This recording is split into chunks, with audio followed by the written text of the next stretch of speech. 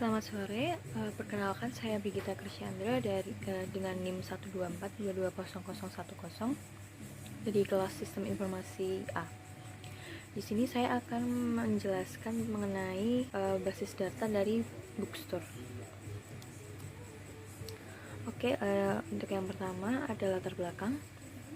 Latar belakangnya itu saya memilih untuk sebuah toko buku karena ada suatu studi kasus di mana toko buku memiliki cabang di 4 daerah yang berbeda.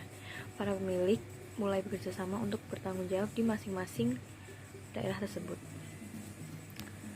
Di tiap cabang itu akan memiliki beberapa karyawan yang akan dipilih melalui perekrutan. Tugas karyawan di sini bisa menata buku yang ada dan merapikan di tiap rak buku yang sudah diberi kode yang berbeda-beda. Untuk tujuannya sendiri, pembuatan basis data ini membantu proses penginputan data yang ada di dalam toko tersebut, mulai dari data para karyawan, penulis buku, penerbit, transaksi pembelian, hingga daftar pelanggan yang berkunjung. Data tersebut kemudian akan disimpan di dalam database komputer agar lebih efisien dan tertata sehingga pengakses bisa dengan mudah untuk memproses informasi yang tersedia. Berikut untuk ERD dan RAT-nya, yang sebelah kiri itu ada ERD dan yang sebelah kanan ada RAT-nya. Untuk RAT-nya sudah tersambung ke foreign key masing-masing tabel tiap entitas. Itu ada pemilik, ada penulis, penerbit, karyawan, buku, pembelian, pembeli, dan rak. Total ada 8 entitas. Berikut ini ada contoh tampilan model tabel. Kemudian selanjutnya ada keamanan basis data. yang pertama ada langkah green. Green merupakan suatu perintah untuk memberikan wewenang kepada beberapa user. Langkah pertama, kita bisa memberi perintah dahulu untuk membuat sebuah akun. Untuk query-nya bisa dilihat di PPT-nya. Untuk yang kedua ada memberikan hak akses dengan perintah green kepada user tersebut, kemudian dilanjutkan menggunakan perintah plus privilege untuk hak akses tersebut. Yang ketiga, kita lihat terlebih dahulu untuk mengecek apakah sudah tersedia apa belum.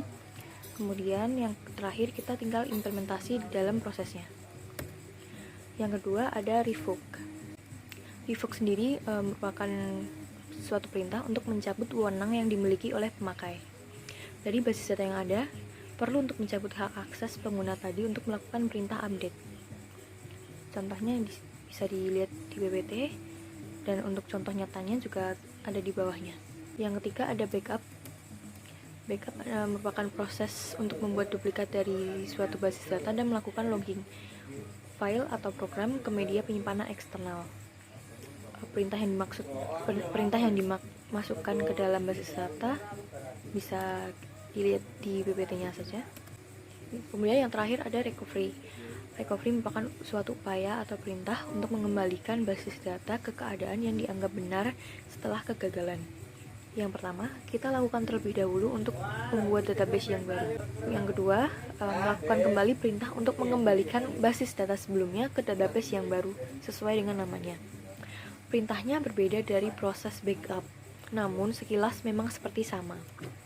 Kemudian kesimpulan, basis data bisa menjadi salah satu solusi bagi suatu perusahaan agar data yang dimiliki dapat ditangani dengan efektif serta keamanannya bisa terjaga. Sekaligus pekerjaan juga menjadi lebih terorganisir dengan baik serta para karyawan bisa melayani pelanggan dengan memanfaatkan teknologi yang ada.